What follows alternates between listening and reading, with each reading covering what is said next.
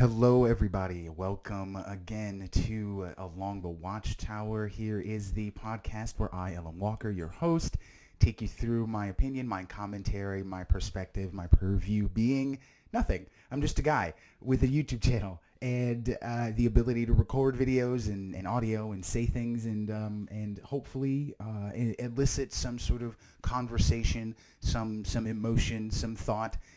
Motivate you to engage on your own level, in your own way, in your own time. It's really exciting for me to even have this opportunity to have the very few listeners and viewers that I do. And really, if I had no listeners and no viewers, the fact of the matter remains is that you have an opportunity here. All of us, we have an opportunity here to cement ourselves in our own way, in our own space, right now, while we still. Oh, by the way, today is Tuesday, March 2nd, 2021. This collar is itching my neck. But right now, we have the opportunity to cement ourselves in our own way, in our own spaces, however we so choose, in this place and time, in this pivotal, changing moment, this focal point in history that we are living through. I cannot stress the importance of what we are existing in right now. I mean, obviously, being alive in and of itself, being a living organism, whether flora or fauna, is a wonderful gift. And despite the hardships, I mean, that's part of existence, right? You make with pressure, you make a coal into a diamond. But, really to be a sentient being, and I'm not trying to tote humans, I'm not, anthrocentric to that sense, but like, to be a sentient being, to have the ability to consider your considerations, to look at the world around you from different perspectives and different ways, and to grow and grasp things in a multitude of different ways, I think it's a gift that I'm only now beginning to understand as a person, 33 years of age, but really feeling like they've been alive for 3 years. For the past 20 years almost, I had been not even really sleepwalking. I had been grinding my face into the concrete day in and day out, puking my brains out, wondering why I was even born. The reality being is that reason is really whatever I see fit. Although ultimately, if you believe in a higher power, then there's a purpose for you. We don't need to get that far into it. But the thing is that you still have free will. You still determine what you will do with yourself. You still determine how you will react and what it is that you choose to do with how you're feeling. Sure, your feelings may have passive, unconscious triggers to them, and that's part of that is physiological. Part of that is from perhaps trauma that you've been through, the things that have been imprinted as a child, so on and so forth. There's a multitude of factors. But at the end of the day, as you grow older, and I hope that we learn this as we are younger, not as we have to go through so many mistakes and so much tumult. But it took me a while, but I finally realized, like, you are in the driver's seat. It's your life. It's your life. It's your life. It's your choices. And ultimately, it's you who has to live with yourself. And that's what it's about. That's why I always be well to yourself first, and of course each other. It's hard to be well. I literally just said this. It's hard to be good and kind and well to others when you hate yourself. When you have poisoned the well, you cannot quench anyone's thirst. It's tainted. The source is tainted, and the source is you, right? So that being said, I hope you are treating yourself well. Be well to yourself and others always. But that being said, there's a lot coming up. A lot of changes that are happening rapidly. The country is opening in some places. The world is locking down further in other places. Near Tanden did withdraw her nomination. So there is at least that. That's some good news. But minimum wage is out the door. We will talk about the McDonald's corporate espionage, little spying they had on the employees that were seeking minimum wage. It's all bad. It's all bad. But I wanted to open with that. Oh, it's not entirely bad. Okay. All right. So Dr. Seuss has been canceled. Let's just get that out the way. I actually have not looked too much into this. I found out about this as I was leaving work. So I cannot say I'm surprised at all. Now that being said, Dr. Seuss is obviously kind of eccentric as far as children's literature goes, but has always been beloved, right? But there are a lot of things that have been encouraged and or cherished and beloved that weren't so inappropriate that I've had a problem with. And so I understand. Like, it isn't that the entirety of quote-unquote cancel culture is bad or terrible. There have been things that, it's like, here's the thing. I always talk about motivation, right? Someone doing the right thing is great, but I'm more concerned with the motivations behind why they did the right thing. Because if they're only doing the right thing to prevent perhaps condemnation of themselves, they're just CYAing. They're just covering their ass. That bothers me because that means they're scheming. That means they're plotting. That means with a smile on their face, they will stab you in the face. They'll stab you in your, they'll stab you in the back. I think is how they go. With a smile on their face, stab you back. But the point is like people who are conniving concern me very much. Right? This is really my core issue with politicians. I find politicians to be conniving, conceited, self-absorbed, narcissistic, egomaniacal people. Right? And that is inherent to the business. You don't get anywhere in that business unless you rub hands with people who are of the nature I just described, thereby making you either by proxy or even eventually just literally like them. Not only that, that's just me being biased, but literally to make it in politician is one of the top 10 like narcissistic anti-behavioral jobs, by the way, along with CEO and stuff like that. But to get ahead as a politician, you have to make promises that may undermine the constituents that, quote unquote, vote for you. Now, this is a situation that we're seeing literally unfold right now within the Republican Party, who's scrambling at the bit, right? Because they're split down three. We have Trumpists, that we call them. We have Trumpists. We have entrenched Republicans, establishment Republicans, and we have just like wannabe good old conservatives, GOP members who just have nowhere to go. They have nowhere to go. They have no one to root for because people like Joe Manchin are trying to undermine $1,400 checks to their constituents, which happen to be a part of the brokest state in the union. And by the way, there's something like 67% of people think that $1,400 checks are too little.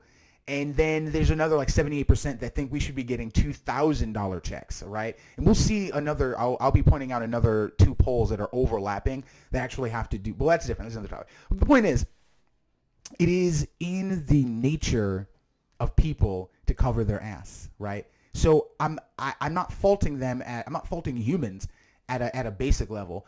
But like when it comes to things that are important, when it comes to things that matter, things of a moral basis, you want people to be driven to do them by the nature of what they are, right? You want people to do good things because they want to do good things, because it's the right thing to do. Not because if they don't do it, they'll be seen for the monsters that they are. Like, I think that ultimately, for me at least, I can't speak for anyone else, but ultimately that is probably more important than the act itself. Like, don't bother doing it. Listen, I believe that there are enough good people for the good acts to be done. Don't bother doing it if you don't want to do it. By all means, please stay in your corner. Dear God. Do you know what I mean? I hope that makes sense. It is really important, the motivations behind which you conduct yourself, right? You should really think, and I try to do that for myself. Like, why am I doing this? Do I want to do this? Like, what is the reason behind doing this? And that's the thing. You can't, none of us are telepathic yet. And so we can't determine the reasons behind why people do the things that they do, good-hearted, philanthropic things. So this is why you engage with good faith. This is what they mean by good faith, bad faith. You engage with people with good faith and not the idea that everyone is out to scheme and conspire. I know. Where does one find balance? That's the lovely thing about life. Like I said, man. Pressure turns coal into a diamond, baby. You can do it. I believe in you. That being said, let us get into the news. Please like, share, and subscribe if you dig what I'm doing. Trying to get better at this all the time. I really just appreciate anyone who's listening, anyone who's watching, and thank you for your time for sure. We're going to get into something a little, actually, I forgot that this is why I put it at the top. This is super positive, all right? 11 Senate Democrats, after Biden has abandoned $15 minimum wage. It should have been its own separate thing in the first place, but the problem is in order to get it passed, definitively passed with no issue, You had to tag it on to budget reconciliation. Now, the way that it stands, you're going to have to get Republicans to work for you, and that's not going to work. You're not going to get one, let alone I think it's 7 or 10. On top of which, you still have people like Joe Manchin leading the charge. I still can't believe this guy. What a jerk. He's the representative. He's the Senate representative for the brokest state in the Union, West Virginia, and he's like, no, they don't need $1,400 checks. They don't need $2,000 checks. They don't need $1,400 checks. They need targeted checks, right? And $15 minimum wage, maybe $10. Maybe $10. Like, what kind of guy? Anyway, the good news is there are some decent people on the Hill. 11 Senate Democrats push Biden to include recurring checks, jobless aid, in the next big bill. Remember, because now, we are not going to get the $15 minimum wage, they're saying, like, okay, we're going to have to do another bill, and we're going to see how that goes, because we're going to talk about this in a bit. In some states, they're rapidly opening things up. Texas, he said full throttle. He said, hit the gas. He's going. His whole state's opening up 100%, starting March 8th, 7th, something. We'll read about it in a second. But so the whole thing about it is, like, it's not going to happen now. If we have to wait until March to get, it's like the middle of March. So it's like 10 days, not that long. But like we have to wait a couple weeks to get the next check. And like by the time so the next checks, the next bill, the next stimulus extends everything until like December, if I recall, right? And if everything is opening up now, and like we're talking, for example, right? AMC, apes together strong. I'm not a financial advisor, but in the point of AMC and like GameStop, these are stocks that are, I forgot what they call them, but they're like opener stocks, right? And then by opener stocks, they mean like the economy opening, the government opening, the country opening. The whole thing is, and again, we'll read about this, there are states like Texas who are just saying full throttle, 100%, we are go for launch, and their state is opening everything up. And in his state, they're opening up like everything simultaneously. I don't know if it's simultaneously. Let me not speculate. But and so if Senate Democrats really think that they're going to be able, they couldn't even get minimum wage, bro. And they really think they're going to get recurring, we'll see the number. I don't know if it's $2,000 checks, but recurring checks all right. I want to be positive, but I'm trying to be pragmatic. So 11 Senate Democrats want to include repeated direct payments and enhanced jobless benefits in the economic recovery plan Joe Biden will try to pass this year. Okay. Now we're talking. But that's not going to happen either. This was already brought. All right, let me stop freaking out. Because the thing about it, this was already brought up. I thought they were going to try to push for, this is in the next big bill. But let me just read. The lawmakers want to phase the benefits out as economic conditions improve, so Americans in need of support do not suddenly lose aid. It is unclear if all Senate Democrats will get on board with additional payments, and Republicans will likely oppose the aid as they push against the $1.9 trillion relief bill on its way through. That's why it needs budget reconciliation, so don't worry, guy. But 11 Senate Democrats are pushing the president to put recurring direct payments and enhanced jobless benefits in the economic recovery infrastructure plan he will try to pass this year. In a letter to the president announced Tuesday, the lawmaker said Congress should not cut off additional support to workers while the economy recovers.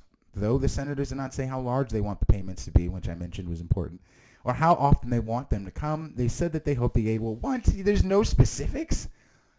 Okay. The fact that there's no specifics says to me that this is largely theater.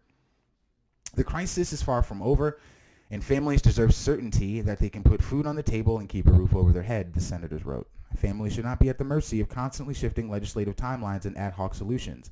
I agree. So then tell me why you don't have the specifics. I mean, one of the first, okay. It bothers me that you're suggesting that this is super important, and yet you can't tell me how much you want to give and how often you want to give it. I feel like if you don't even have that together, let's say he says, you know what, this is a good idea, guys. How are we going to do it? Now you got to get together. God, it'd be like a Scooby-Doo cartoon. You people bumping into each other trying to, oh my God, well, he said yes. Like you're foolish, which I think you are as well, but that's neither here nor there. No, I think this is largely just theater. Right? Because you would think something this important would already have the specifics laid out before them. But I digress. Biden is expected to outline his recovery plan, reads CNBC, in the coming weeks after Congress passes the $1.9 trillion coronavirus relief package. The proposal is expected to include plans. Okay, so now I understand the mistake I was making. So okay, so there's the $1 trillion relief package. Okay, and I guess there's a recovery plan that is separate to the package. The proposal is expected to include plans to revamp U.S. Right, this is the U.S. infrastructure bill that everyone knows it's supposed to be one of these bipartisan attempts. He's not bicurious. I was waiting to make that mistake. He is I knew he was going to make that mistake. He is bipartisan curious. That's what he said. That's what they said. Whoever coined that phrase needs a wallop on the hand. You know what I mean? He's like, that's bad, man. But the 11 senators, of course, are Wyden and Sanders and Brown. Warren's there, Cory Booker, etc. Gillibrand, Blumenthal. Yeah, I very much agree. I wish, and here's the thing, I can't blame Sanders. He's pretty much tacked himself onto every attempt to get the maximum amount of money that is feasible, right? Even though $2,000 is a like, we have to be reasonable. We can't just give every person in the country like $10,000 a month. Like, that's unreasonable, despite the fact that that's probably what's realistic as far as needs. You feel what I'm saying? But he's always been at the forefront of trying to make sure that whatever needs to be done, however whatever money can be allocated, is gotten there, and he's pretty much been stymied at every attempt. And honestly, one wonders if he's better served in the position that he's in, right, leading the charge, than rather as president. But I don't know, because there are executive orders he would have signed as president, for example, $50,000 student debt wiped off for everybody, and declared a national emergency. He could have given everybody Medicare for all. But I digress. That's an alternate timeline that I guess we will never get to live in, guys, because he's not going to run again. He's I don't want to say he's too old, but he's too old, bro. Near Tanden's out. Thank the Creator. Thank all that is holy and feasible. This is a lady. Besides the fact that everyone's like up in arms about her tweets, and they're only up in arms about her tweets because I'm pretty sure that there's a concentrated element of Democrats that just don't like her, Democrats and Republicans that just don't like her. But I mean, besides her being a bully and actually, exhibiting the behaviors and saying the things that, in essence, like Trump was getting a lot of flack for. Right, I remember one senator was grilling near ends like, you called Bernie Sanders everything but a dirty slut, or like an ugly prostitute, something like that, something very Southern, and I mean, like, she's a nasty person, but also she's a very corrupt person, right? Put it this way, in a private discussion with other leading state officials, she had suggested that after tactically, not even tactically, but strategically specific, strategically is kind of widespread, after strategically bombing Libya, that we make them pay for it through oil proceeds. That, and she meant that seriously. That transcript was released and leaked, and need I say more? I mean, she's very corrupt, and yeah, and she's an ex-Clinton official, so that kind of figures, right? Yeah, I said it. Yeah, I said it. Yeah. So Klain says Harris would not overrule parliamentarian on minimum wage increase. So let us digest this, shall we? Let us chew on the fat. I'm trying to look at can't see the monitor. Let us chew on the fat. All right. What is the Senate parliamentarian, right? Because I certainly hadn't heard of what this position. This is an advisory role that is filled by somebody. I don't even know. I don't even know if they just hire a guy or how. Let's find out. How is the Senate parliamentarian hired? Parliamentarian chosen. He's chosen. They're chosen, not hired. Oh, you know what? Now I understand. You can fire. That was part of the point I was going to make. See, the Senate parliamentarian is, first of all, someone who can be hired and fired at will. They can be. Hired and fired. They can be chosen and dismissed as needed, and I believe it was done so. Was it done so under the Trump administration? I'm not sure if I recall that being the case, but it's an advisory role that oversee. They provide like legal not legal interpretive, but like what's the word I'm looking for? They're interpreters basically of form and decorum and process regarding the votes that like voting that goes on in the House. So in the case of the minimum wage, the whole thing about the Senate parliamentarian is as far as budget reconciliation, the minimum wage can't be tacked on because it has to either negatively or positively affect the budget. And according to the parliamentarian, it does neither. Say what now? I'm not sure how generating more money for workers, for people to spend in the economy does not change the outflow of the economy. That inherently doesn't make sense. I'm not an economist, okay?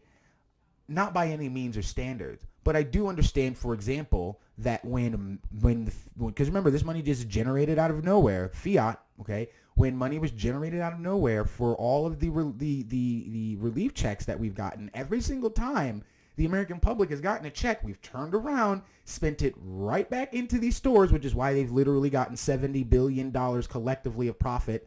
And by them, I mean the CEOs. So it's like Bezos, freaking Zucky, all that. Anyway, I digress. We're not going to go down that road. Not at least not yet. But we turn around and spend that money in retail stores, in grocery stores.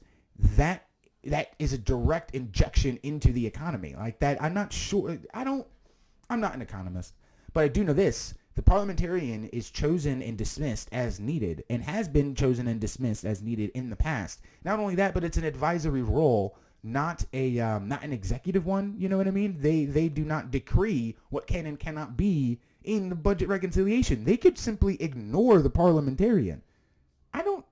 This is all theater. It's all theater. So Harris would not overrule the parliamentarian on a minimum wage increase because, God forbid, our corporate. Let me stop. White House Chief of Staff Ron Klain said the administration would not overrule a Senate parliamentarian if she decides an increase in the minimum wage must be stripped, which she did. Certainly, that's not something we would do. We're going to honor the rules of the Senate and work within the. See, and that's the thing. The rules of the Senate.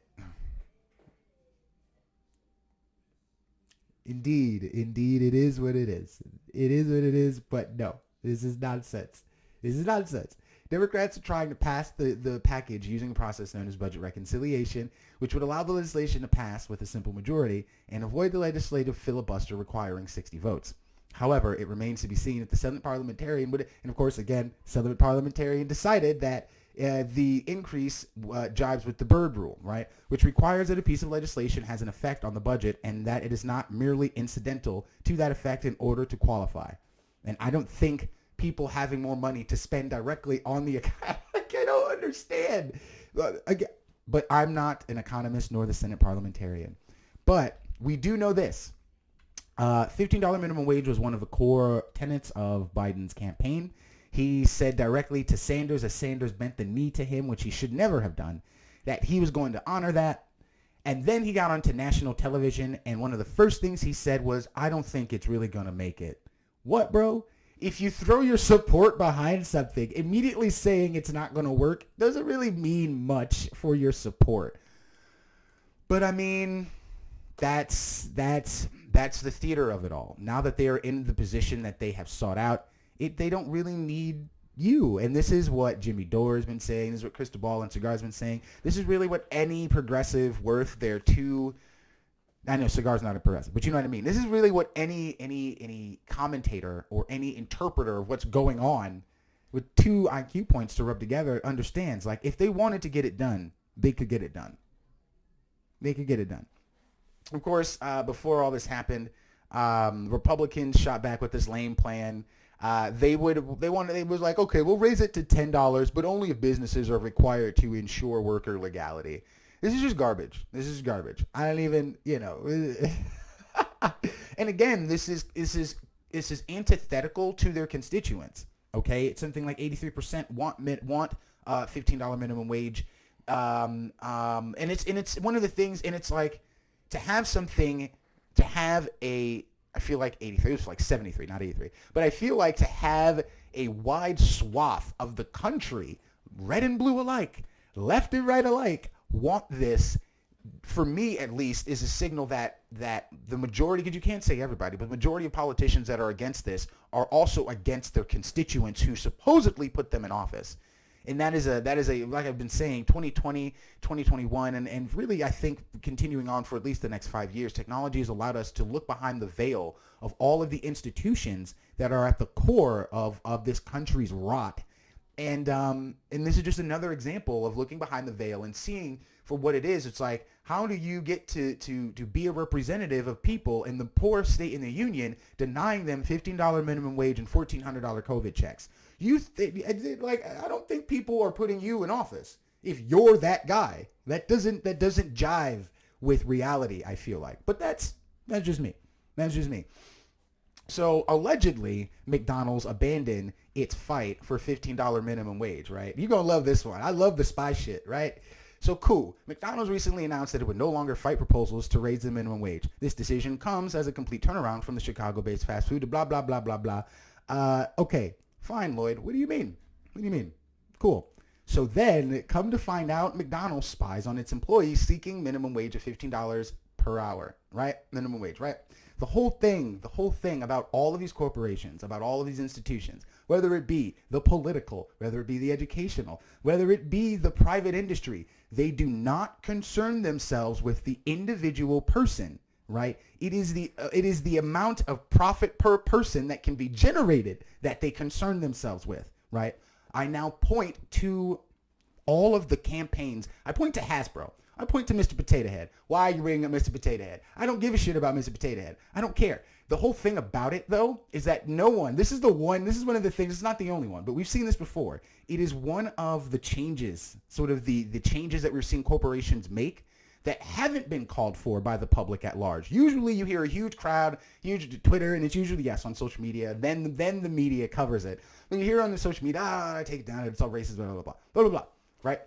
Hasbro is trying to stay ahead of the cancel curve by just doing this change, getting it out of the way so that they do not take a hit on their profit per person, right?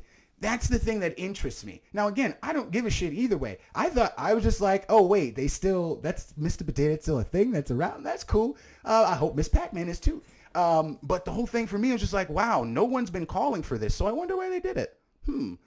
You gotta make sure to generate that profit. So McDonald's does not care about you as an individual. Sorry, but Biden does not concern themselves. The Biden administration is not concerned with $15 minimum wage, despite the fact that that was a core campaign promise. What they are concerned with is power and maintaining that profit per person. So let's read about the McDonald's spies. Fast food, I'm telling you, man, it's an exciting time to be alive. But again, it's always exciting to be alive. But like, technology has allowed us to see and understand things in a way that is unprecedented in history. And we are living in the beginnings of it. I hope that this availability remains, but that will remain to be seen. But anyway, let's read. This is from RT. Yes. Oh, no, it's from Reuters. RT is just covering it. Fast food giant McDonald's has reportedly set up a team of intelligence analysts to monitor and gather data on employees suspected of being members of the Fight for 15 movement, which seeks a minimum wage hike. Now, mind you, this is also happening while Amazon has been union busting for who knows how long. Amazon now is facing the prospect of their first union vote. I'm not sure if that vote took place. Actually, I should probably look for an update for that. And there's been shady things that Amazon's been trying to do. Okay, so like this is amazing to me how blatant these people are. The damning revelation on the alleged in-house espionage practice by McDonald's was published by Vice's Motherboard on Wednesday. The company has set up a team of intelligence analysts in the Chicago and London offices. My God. The spy team has been tasked with keeping an eye on activities for the Fight for 15 organizers, trying to deduce which McDonald's workers are active in the movement so that they can fire them, which is, by the way, illegal. That's called union busting. Or that is a form of union busting. In this case, they're not fighting for a union, but that's a form of union busting tactic. When you're trying to form a union, you target specifically the leaders of the soon-to-be union movement, and first you try to offer them like severance, or you try to move them up in a position. You try to crush the union before it becomes a union, and you can't do anything. And in this case, I mean, I don't even know if there's I don't even know if there's a law against this because, again, this is not like a union thing. Interesting. The movement seeking to hike the minimum wage for the company's worker emerged in 2012, spilling out in the U.S. into several other countries since then. McDonald's, however, has repeatedly rejected calls for an increase, pointing to the U.S. federal minimum wage, which stands at $7. $7. The federal minimum wage is $7.25 per hour. I'd like to add a couple of caveats to that. It hasn't been hiked up. It hasn't been up to the federal in 10 years, I think, or 11 years, maybe 12 years. And it's the longest in U.S. history that it hasn't been moved. $7.25 per hour. Can you imagine? Is that a thing? That's not a thing. I don't think that's a. I mean, I know that's the law, but I'm speechless. I am speechless every time I read that. Every time I hear it, because I work for pennies now, and you did. Unbelievable. McDonald's officially promised to not use our resources, including lobbyists or staff, to oppose minimum wage increases at the federal, state, or local levels in 2019, stating, however, that the increases should be phased in.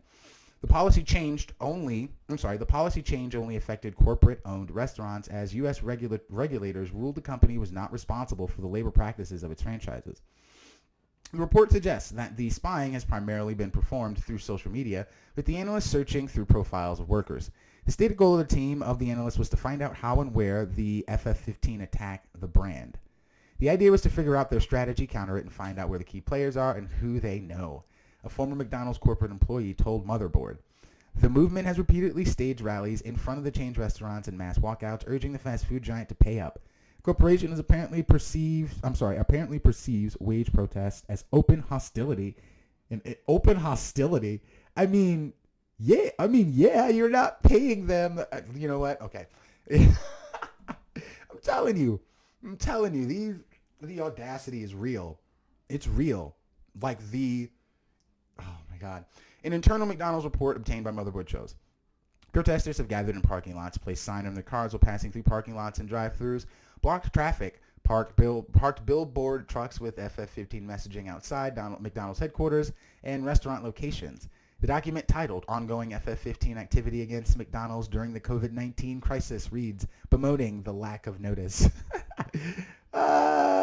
There has been little to no notice ahead of protest events, with strike letters often being sent on the day of the event, or even while the event is taking place.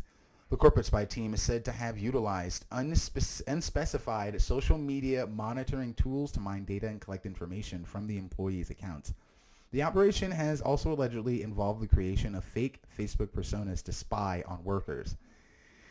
McDonald's has firmly denied the allegations, insisting the company has never used fake the story is laden with false At the same time, Lewin admits the company indeed has an intelligence division, but argued it was not unusual for a large multinational corporation like ours. No, he's right. It's not unusual.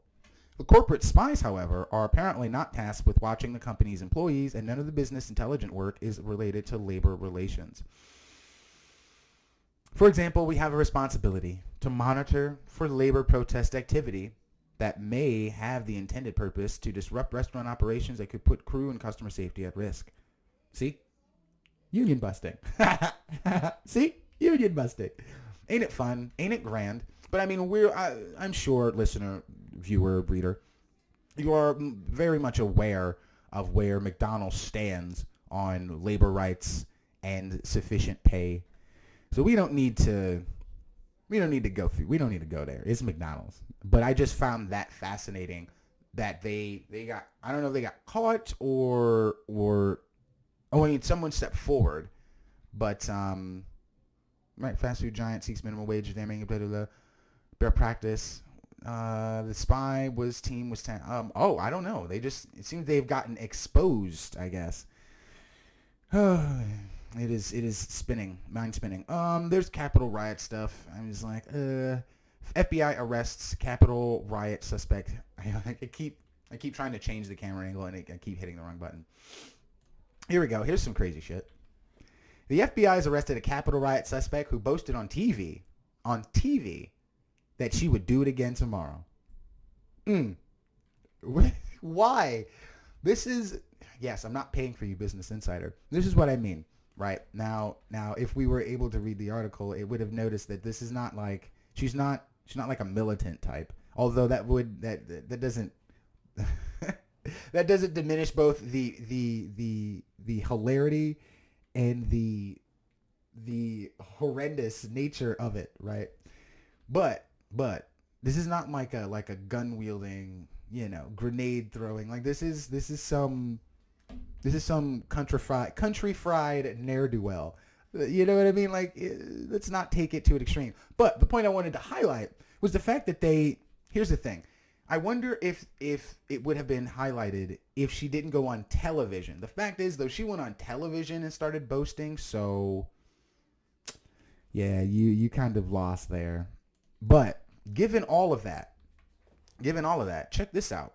You remember how we were reading about how, firstly, after it happened, there was the talks about the intelligence failure.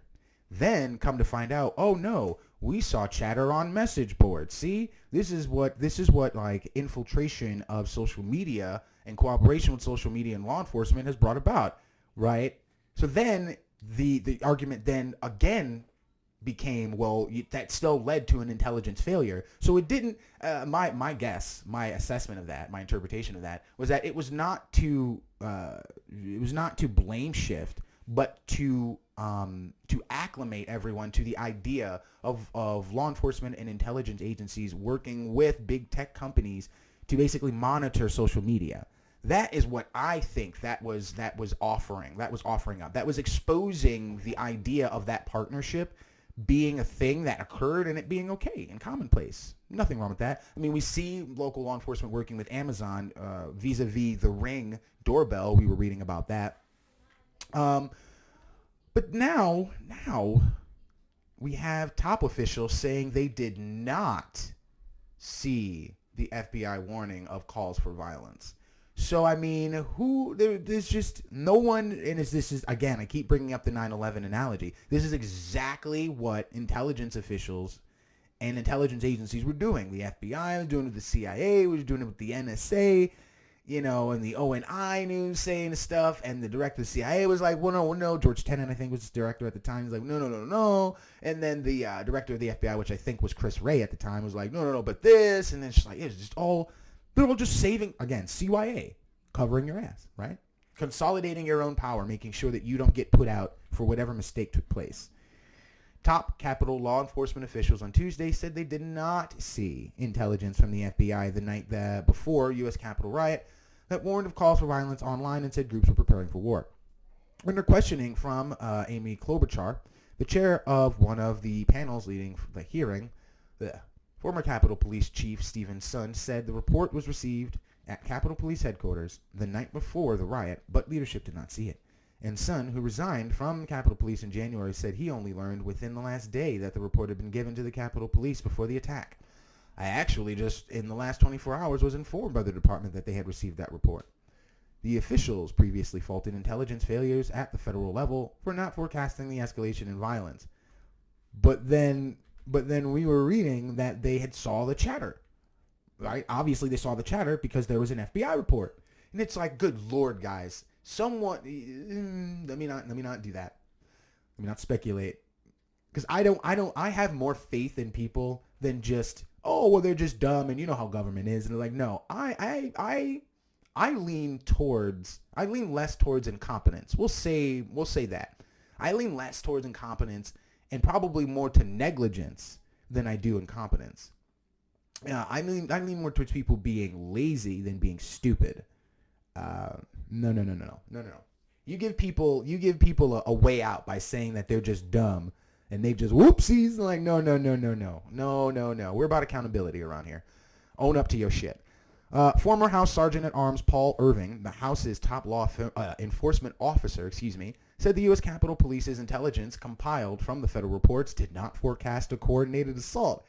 Oh my God, this is painful to read, especially given everything that I've read on the show. it is pain. Like they're blatantly lying. There's a lot of lying going on. Okay, we know that the Sergeant at Arms has spoken up several times saying that they were denied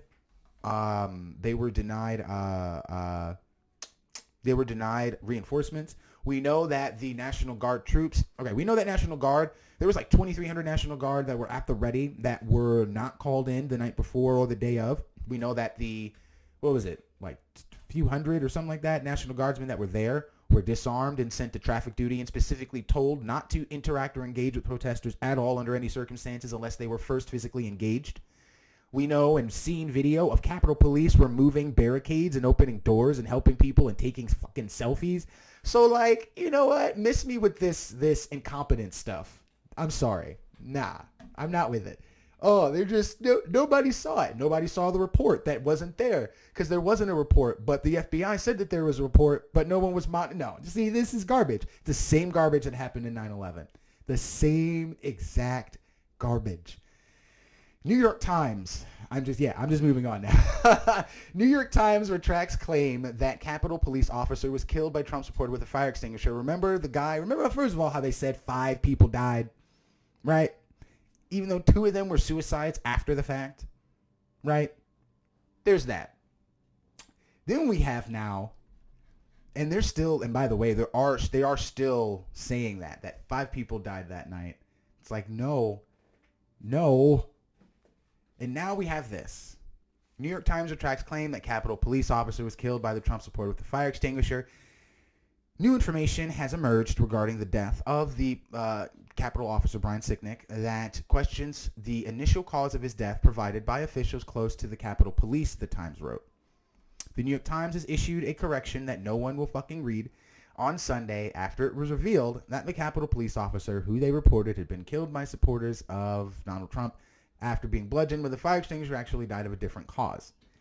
New information has emerged regarding the death of Capitol officer that questions the initial cause of his death provided by officials close to the Capitol Police. Now, here's the thing. It doesn't matter. He was still killed in the riot. It doesn't matter. But here's the thing for me. Why were they definitively suggesting that this guy was beaten to death with a fire extinguisher if they didn't know that he'd been beaten to death with a fire extinguisher? That's always a thing for me. Accountability, journalistic integrity. Like, you're not me. You're not like a guy in your aunt's house making videos and just like howling into the night. You're supposed to be professionals. You're supposed to have some sort of litmus, some bar. Like, this is why I cross-reference so hard. This is why I'm looking at 40, 50 different sources for one thing all day long, half the time.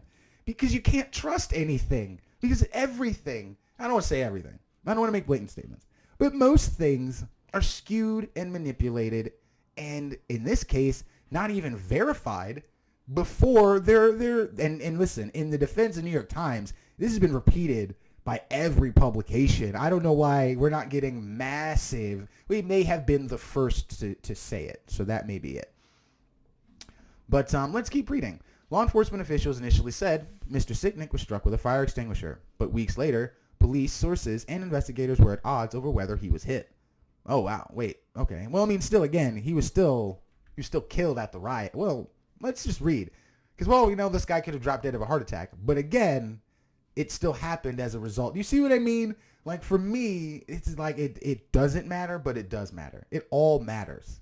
Especially when you think, like, it's one thing for a guy to die from heart trauma from the riot, and oh my God, which I think actually happened. I think someone did die from heart, but let me whatever. But it's another when you're saying, like, yeah, this dude was bludgeoned to death with a fire extinguisher. Do you understand the difference in animosity when you say someone died from a heart attack from shock of a riot, and when you say someone died in a riot by being beaten to death with a fire extinguisher? You see the difference? There's a vast difference that gives off a completely different picture of intensity, of animosity, of the feral nature of it all. Again, not dismissing or undermining the feral nature of it all. It was a carnal event for sure, cathartic and carnal in every way, shape, and form. But again, there is a vast difference between someone dropping dead of a heart attack and someone being beaten to death with a freaking fire extinguisher. That being said, it wasn't a heart thing. I'm being extreme. I'm giving hyperbolic examples. It's fun. But The article had initially said that Sicknick died from brain injuries he sustained after Trump loyalists you see what I mean? You feel me? You understand? That's the picture you can paint when someone's beaten to death. You can say anything you want about the people who beat them to death because they beat someone to death. They are monsters. This is the thing about labels. When you phrase or shape something or in a particular light, it opens you up for stuff. Like calling the people here just fucking evil. They beat someone to death with a fire extinguisher. Why wouldn't you call them monsters? Bro, come on. So, right? They first said he was bludgeoned to death, but they couldn't determine whether or not he was hit. At first, the article stated that Sicknick had died from brain injuries he sustained after Trump loyalists who overtook the complex struck him in the head. It says in the dead. Struck him in the head with a fire extinguisher. The paper used anonymous sources to substantiate their claim. Need I say more? The article later cited by this is what I mean. The article was later cited by a variety of mainstream, but they were the first mainstream media outlets without questioning the reporting of the paper. His death was even brought up by Democrats during the Trump impeachment. I wasn't gonna go there. I'm glad they brought it up. We're coming up on the bottom of the show, so I don't have time to go onto a rant again about the validity of information and like the need to try and curtail your own bias. Opinions are like assholes. Everyone has one. So you should know inherently like, yo, whatever I'm hearing, whatever I'm going to listen to, I'm going to try and seek out the me in it. You know what I mean? And try to avoid that so you can get the best scope of things. But let me keep reading because now I'm doing it right now without fulfilling the article. Now, although the article's there's not really much left of the article. But anyway, because I want to know, how'd the guy die? So it was brought up by Democrats. Okay, investigators have found no evidence of trauma sustained by blows to the head. Wait, what? And nobody has been arrested in connection with his alleged murder. Wait. Oh wow, that dead air was shock. Check this out. And this is how you know. Check this out. In fact, Sicknick had returned to his job after the Capitol riot and texted his brother that aside from being pepper sprayed a couple times, he was cool. According to Capitol Police, Sicknick later had a stroke. So, firstly, wow, for my analogy not being so hyperbolic at all, I said heart attack. We had a stroke. I mean, that's blood pressure. That's, the cardiovascular system, right? It's a brain thing. So, it wasn't his heart. But, like, can we full stop for sure? So the guy who apparently got beat to death with a fire extinguisher returned to work the next day and said to his brother that he was cool? And then he died of a stroke? So you're telling me it can't even be mistaken if I were to look at his body? Not that I'm going around looking at bodies, but if I were to look at his body, there's not even like a thing, like a little indent. Maybe somebody socked him in the head with the butt of a gun. There's nothing. So there was no trauma to his head at all whatsoever. And here we have a national news publication that is decades old. I feel like the New York Times is like over 100 years old. Let's find out. How old is the New York Times? Tell me, Google, enlighten me. It's 169 years old. This is what I'm saying. They are a legacy newspaper. Legacy, baby. And this is what they've become. This is what mainstream, the fifth estate, right? This is what mainstream media has become. Mainstream media. It is infotainment. It is biased infotainment that is designed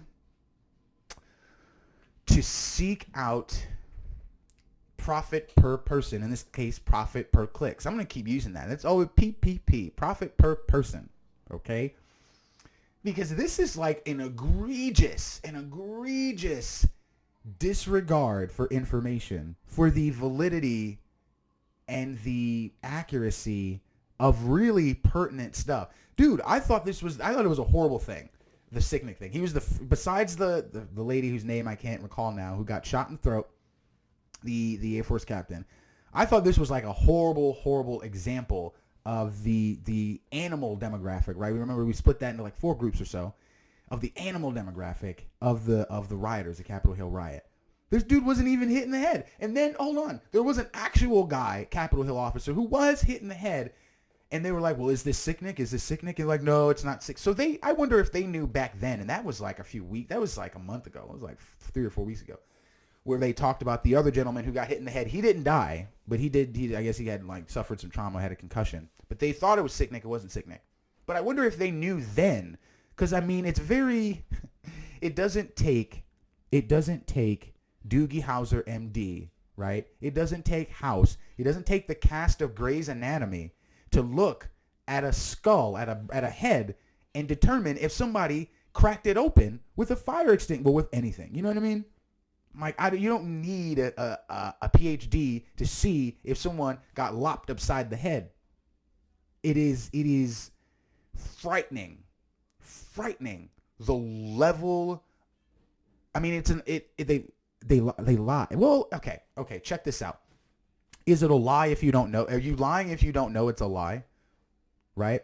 They cited an anonymous source. So we don't know if a rando told him that this guy got hit in the head and died, or if they made the whole thing up and literally cited an anonymous source as their way of being able to just make the whole thing up. That's what we're dealing with here.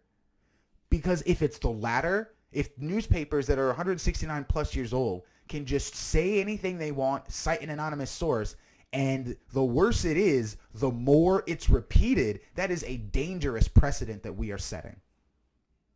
And for some reason, no one seems to care. But of course, we know how truth works, right? A lie makes its way halfway around the world before the truth even puts its pants on. I always found that phrase weird.